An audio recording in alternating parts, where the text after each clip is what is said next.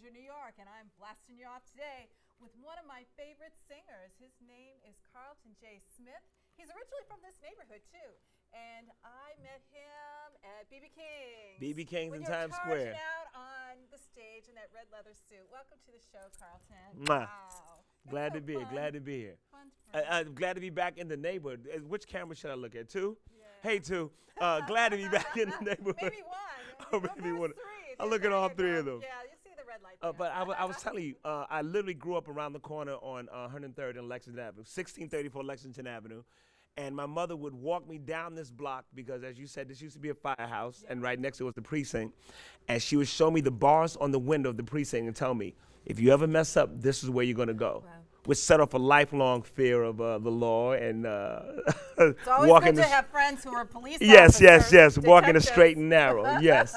So what are we going to talk about today, Ginger? Well, we have a lot of things to talk about. Let's catch up, my dear. Yes, you've been in Shanghai, China for like 5 years, 6 years? Longer than that. I can't even tell you. I feel Chinese, okay? How do you get to Shanghai, China? You get on a plane, Ginger. Big shout to Trudy, by the way. Trudy, yes. Ellen, Maria, and Terry. I mean, that's my team. And my new team, Danny Brookins and Kevin Gorens. I mean, we got some things coming up. But I'll tell you, they contacted me about doing a show. They said, look, it's for 3 months. I said, okay. It pays this much. I said, okay. I said, where's it at? They said, China. And like everybody else that I mentioned that I'm trying to say, I said, China? I said, yeah, China. And do you know any Chinese right now? Nah, not really. I know just enough to get by, yeah. but I love it. Yeah. Because people are people, and you can find a way to be understood and get along, and it's all love. If your heart is real and it's good, it works.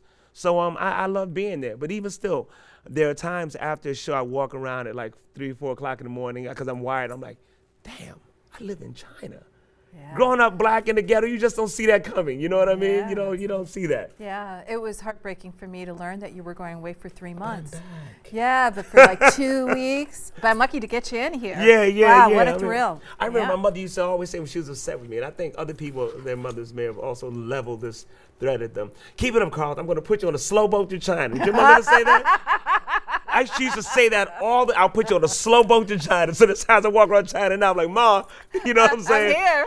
Or when she was happy with me, Carlton, I love you so much. I wouldn't trade you for all the tea in China. Which I never understood until I got to China. All they have over there is tea. Oh, my God. All right, so I haven't seen these questions. I don't know what you're going to say or ask me, but I'm ready for it. What's your most memorable moment as a performer? Yeah, there's been a few. There's a few. I'll say this overall. Anytime I'm on stage and the band is well rehearsed and we're locked as one and the audience is feeling what I'm doing and we're having a good time, that's just, that beats any and everything. It's, the proverbial cliche, it's better than sex, literally, at least at that moment. Let's talk about your BB King performance. Which one? There were so many of them. I know, right? The one I always went to see BB King's for James Brown every New Year's Eve, right? Yes. And then one unfortunate year he passed away. On Christmas. Yeah. I remember. And Shaka Khan was his replacement, and you opened her up. Oh, yeah. Who did you see? Rephrase that. I got to tell you, I remember when I got the phone opening call. Act. Sorry. But you got me on that one. When I got the phone call saying that I would be allowed to do the gig, God bless Chris Chris, I got his name wrong, called me, and I literally wept because James Brown has been an idol of mine for a long time. Sure. And to have a chance to perform in his place. Chaka did all her Chaka Khan songs, but I did all of the James Brown material. You were the act that night. Thank you. Really, when I saw you come out on stage, I said to the people next to me, "Who is that?" And they all knew you. So I was like, "What's his name? What's his name?" And I've been a fan ever since that time. Bless your heart. And I just hope understand Mr. Glenn Brown Close was proud. approached you after that show. Yeah, Glenn Close said, wow. you should have been on longer. And she was sitting with Bette Midler, Wow. But I'm gonna tell you something. And you were on longer. I think I saw a little chat from you that said that you pushed they wanted to a little bit. Jill I Newman wanted you to be on longer stage, than that. But, Well, that was great. I love that red leather suit. I was actually hoping that you'd wear it today. Wear it today. Imagine that, walking in all of the red leather suit.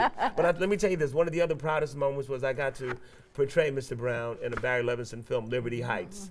So that was a phenomenal moment on stage as well. You know. So yeah. And did you say that there's another one that's coming out? Yeah, they're working on. I understand Brian Grazer Imagine Entertainment, and Mick Jagger working on a biopic, and I'm going to pray that the universe brings that to me because I want to portray him in all of his complexities. I mean, a lot of people don't know it, but James Brown was the first unofficial black president. When James Brown spoke, black people listened. And I'm going to tell you something real quick.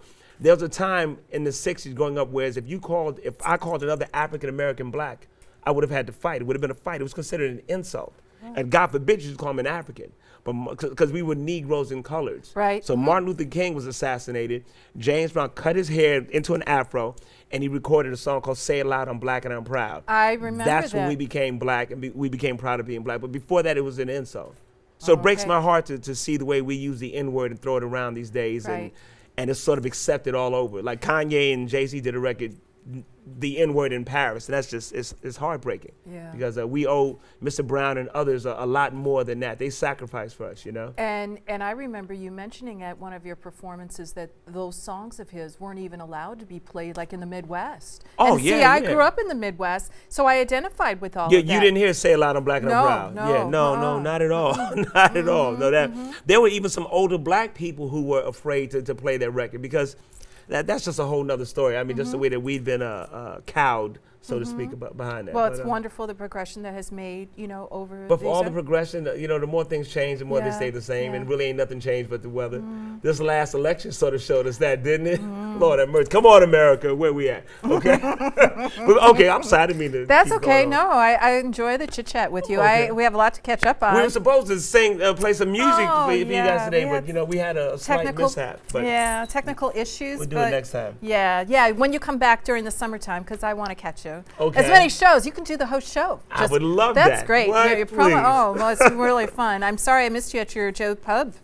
Man, we had a ball. Joe McGinty and Losers Lounge. We had a ball. We did salute to Stevie Wonder. Yeah. So like my daughter's on stage with me. So that Tell was us about fun. Misa. How old is she Misa now? Love, she's 9 years old. Wow. The funniest thing about Misa Love, she first came to China when she was 3 years old. So that was the first time really seeing Daddy do his thing. She loved it immediately, got on stage with me, and from that moment on, she would get on stage every night. If I'm on from 9 to 1 in the morning, she's there.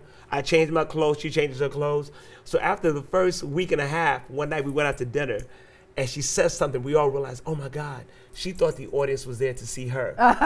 and she was like, Daddy, you need to back up when I'm doing my show because I'm like, oh my God. And she's only 3 or 4 at this time? She was 3. Wow. So and of course, because when she gets She's on adorable, stage, yeah. everybody wants to yeah. shake her hand, take pictures, and sign autographs. So she's at school talking smack that she goes to tour in China. But she believed that until she's about 6, and then she sort of realized what the deal was. But what is she doing now? She's still getting on stage with me every chance she gets. And she's got a fashion company, Crazy Cortez, with her and a bunch of other 8-year-olds. So if you ever need a Halloween costume, let a bunch of 8-year-olds do your makeover. How fun. It's amazing what they make you look like, okay? That's my heart and soul. What influenced your sense of style? I mean, you've got a great, I've seen some really dynamic outfits that you've had. Yeah. Well, and a again, lot of performers don't dress up, but you nobody really has do a it. sense of style. Nobody knows how to dress anymore. It's embarrassing now.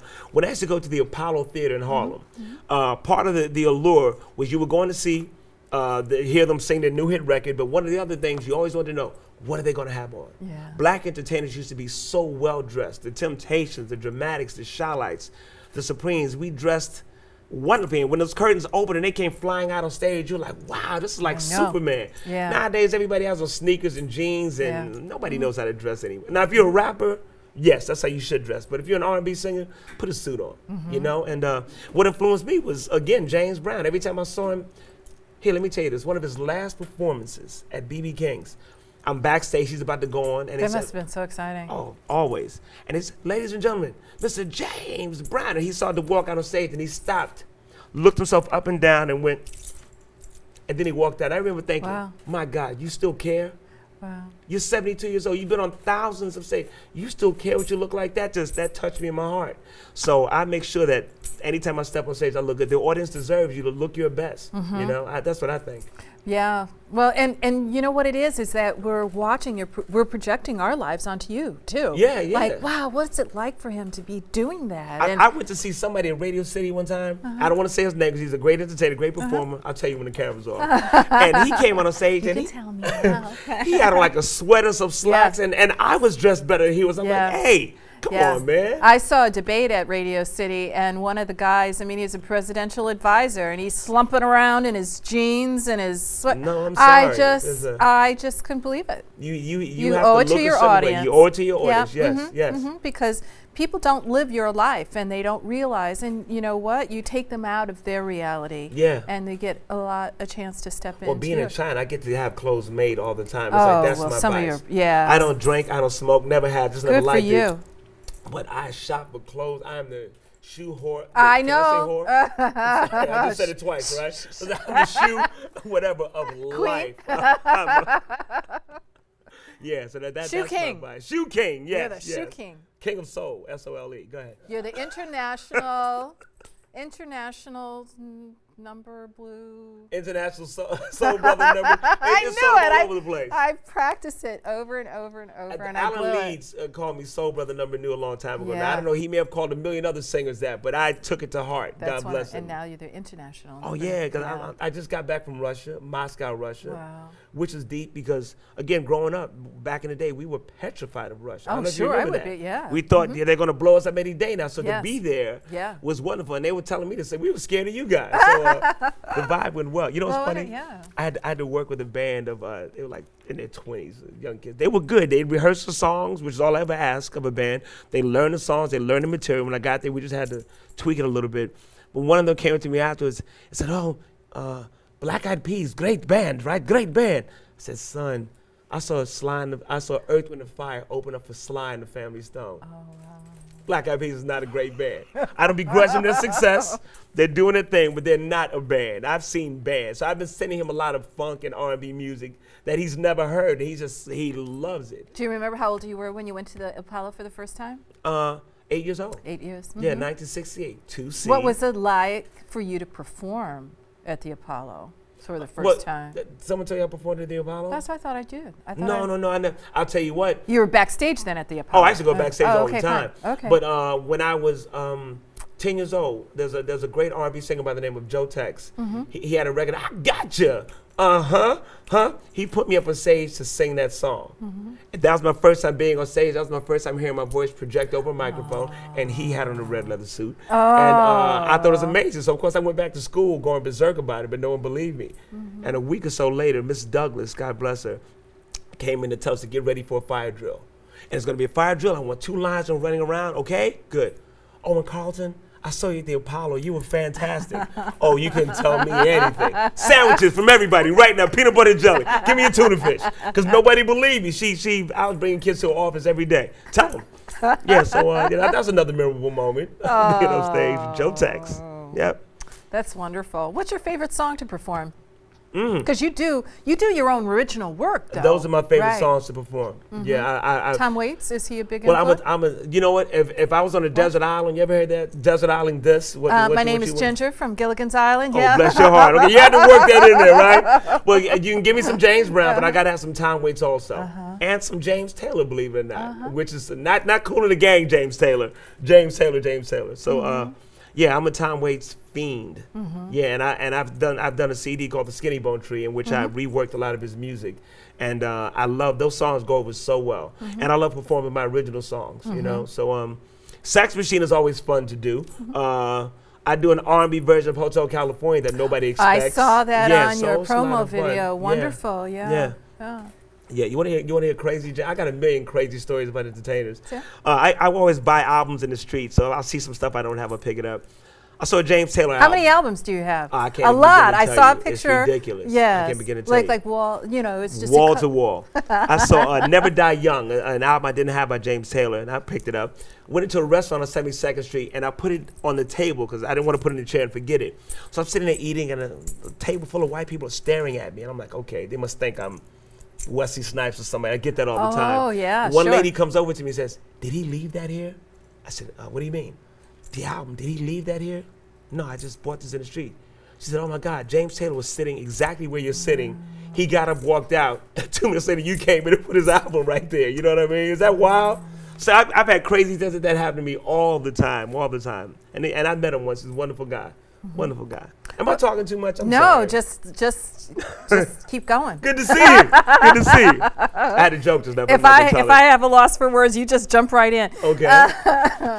I'm in awe that I have bless you your here. heart, Ginger. Yeah, Okay. you're one of my favorite and longtime favorites. Yeah. Okay, thank you. And because of you, I met Law, and because of Law, I met so many other people. Yeah. And I'm a real live fan. There's a lot of great talent out there right now, aside from what you hear on the radio. Unbelievable. And so I'm really glad to have this show as a platform. I got to get Go ahead. a pause for the cause. Carlton J. Smith on Facebook, Carlton J. Smith at Twitter. There's just a bunch of things that I'm going to be doing and letting people know about. So follow me, Facebook, Carlton J. Smith, Twitter. Come to my house, stalk me, whatever. I got something to talk to all of you about, okay? But there's some great musicians out there, especially in the New York scene. Unbelievable, yeah. And I really enjoy it. I probably hit the music scene at least 1 to 3 times a week here. Okay. And I have some really favorite artists that, be coming into for the show. Okay. And I'm just glad to have a platform to have people have a chance to, meet you and hear about what's going on. Somebody said that he was following a guitarist, I think, of the Grateful Dead, and he followed that band for 20 years before he heard any words out of the mouth of the guitarist. Really? Yeah. Which guitarist? Jerry Garcia? Bob Weir? I think that's who it was. Really? Yeah. Okay. So I think this is a really great opportunity because, people want to know what's going on. Yeah. How you think? Okay. What's it like, for you to perform in the United States versus, overseas? Because you've traveled to Switzerland as well. Yeah. Is the audience different? Do they have a different vibe? Do they like different kinds of music? No, I'll tell you what. I found that people are people everywhere, and people want to be entertained. They don't care how great you sing, how many riffs and notes and octaves and things you can do. All that's great. It's pretty much vocal gymnastics. They just want to be entertained. When I first went to China, I was told, do not touch the audience, don't look at them, don't leave them alone, or whatever. And I did that for maybe 2 nights. I'm like, no, this isn't going to work. So I got the people up and dancing. Yeah. And now I'm known for picking women up and throwing them all over the stage. Yeah. All kind of stuff. You're carrying them on the shoulders. Oh, yeah. Most women want to be picked up and it's like being swept off their feet. But audiences are the same. I will say this, you find out what they know and what they don't know. Like whenever I'm performing in another country and they yell out, sing some Barry White. Usually they mean my first, my last, my everything. Sing some Blues Brothers. They mean Soul Man by Sam and Dave. So there's only certain songs they know.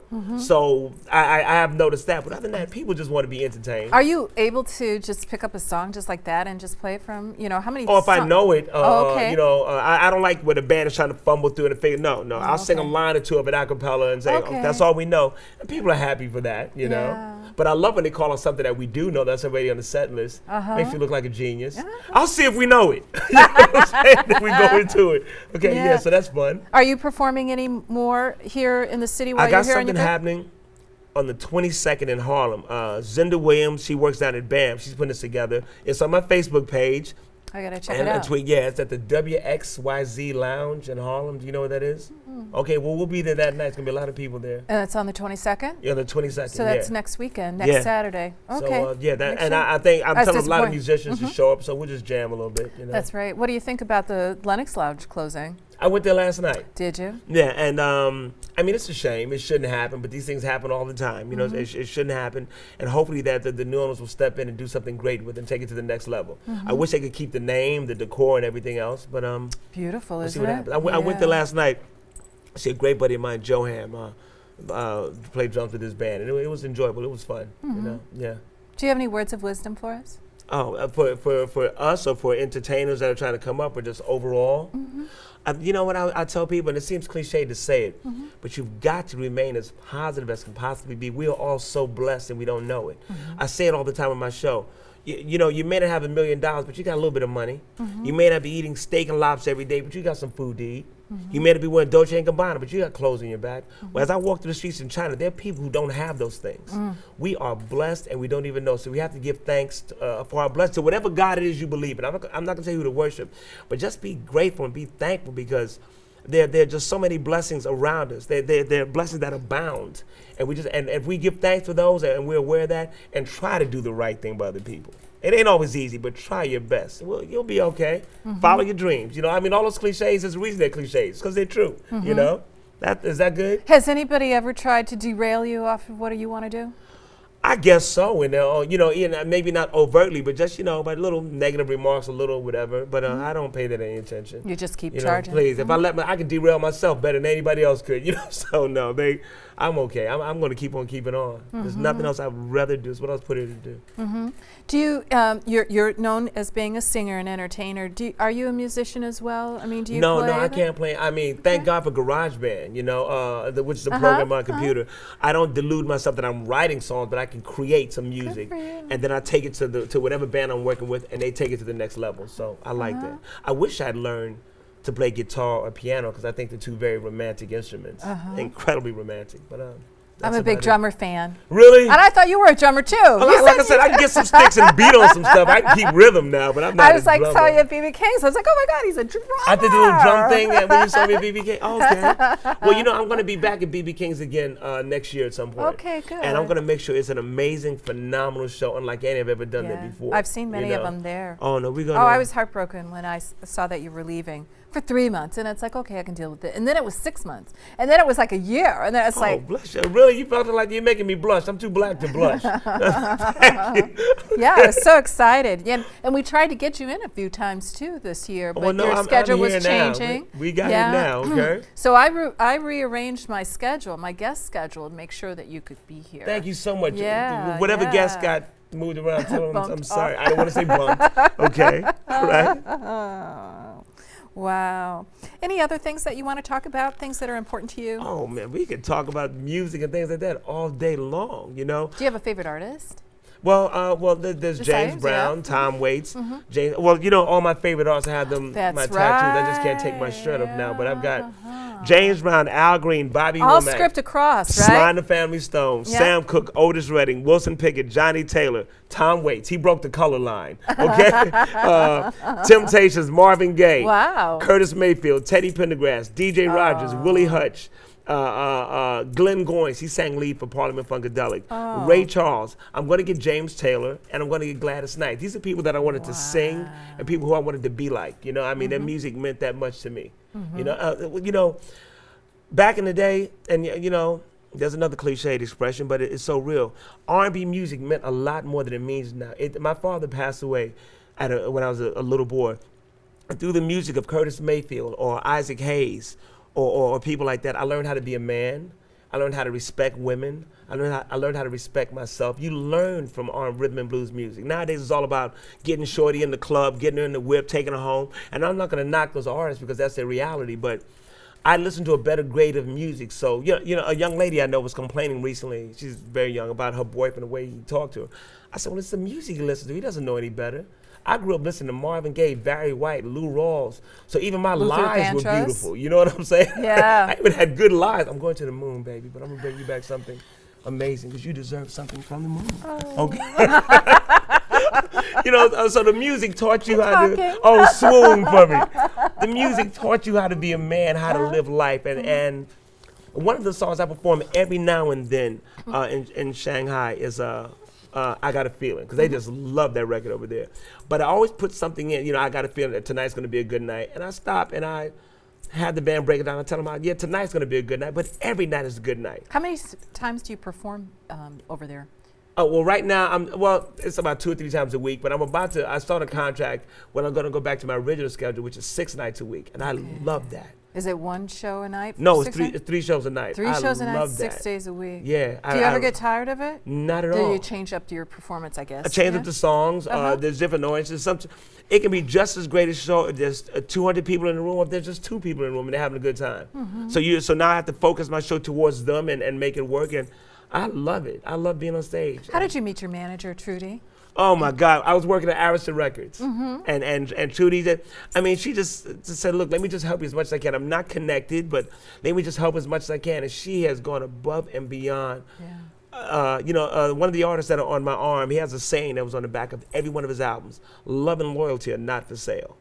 And Trudy epitomizes that love and loyalty. Bless her heart. And I haven't been easy to deal with from various, like most artists. You know what I'm saying? But she has been amazing, and now with the bringing Terry Nixon Smith on board, bringing Ellen Petit on board, bringing Maria Rolando on board. They're in Shanghai. Terry's here. Oh, okay. They are amazing. Ellen is a whiz at social media. Maria is a whiz at just scheduling and making sure everything goes right and smooth. And It's she so should be many a hostage negotiator. Maria is just Really? Oh, she's a my sweet. goodness. Now let me tell you about her. 6'2", from Holland, has lived in China for 20 years and speaks Chinese better than they do. The only time those people don't stare at me in the street is when I'm walking with Maria. She says, Carlton, this is nothing. When she first moved there after China just opened up, she said if she stopped to buy an orange in the street, 30 people would gather around her just gawk at her, you know? So, oh yeah, they're amazing. And I can't say it enough. Danny Brookings from MIHE, Make It Happen Entertainment, and Kevin Goins. Do you know Kevin? He does a lot of liner notes and reissues and things like that. These are amazing brothers. We're going to be doing some great things. You know about my memorabilia collection? No. Are you serious? They used to put up posters in the street all the time. Jackson 5 at Madison Square Garden, Stevie Wonder at the Apollo.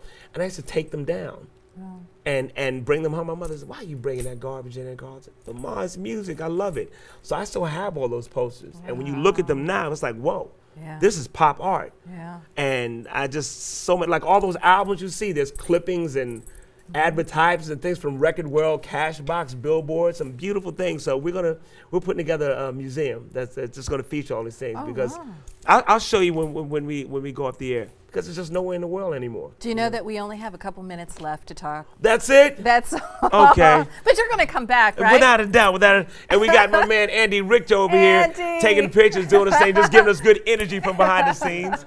And I'm making you blush. I also want to say, he can blush, he can get away with it. He can blush. We had a great guy here, he had to run out right now, a great musician, Eric Smith. He's going to China with me. Oh, wonderful. He's going to be my keyboard player over there. He's a phenomenal keyboard player. That's exciting. And so we're gonna have a lot of fun. We're gonna set the town on his ear. You know? Oh wow! Yeah. Is it difficult? Because I know. Listen, I just grew up in the Midwest, and I had a hard time moving to New York. I can't imagine going someplace where everybody talks a different language. They love you in China. By the time they got finished touching your hair and your skin, they're just amazed by it. Amazed by it. And when I first went there, with the staring at me, I'm like, come on, what's going on? Is it because I'm black? This one guy told me, no, it's because you're not Chinese. They can care less what you are, because you're not Chinese.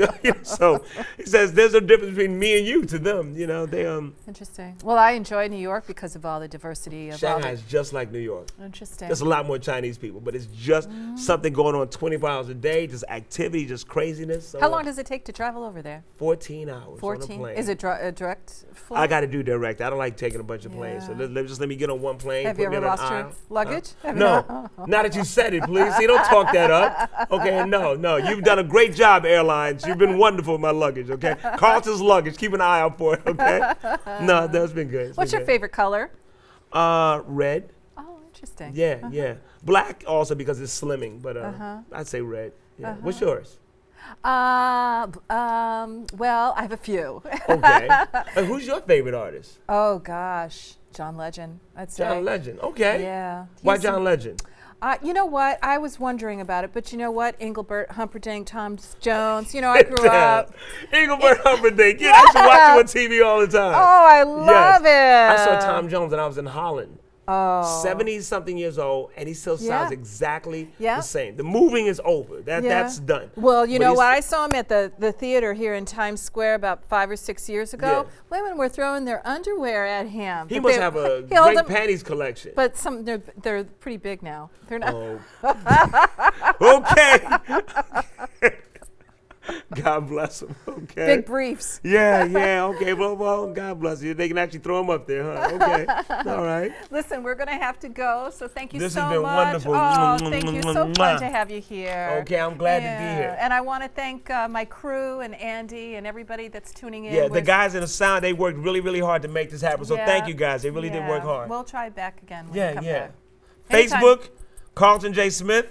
Twitter, Carlton J. Smith. Just holla at me. You know, Google me. It tickles. And just do whatever. I mean, I want to talk to everybody. I got a hug for everybody, okay? Thank you, Ginger. So okay.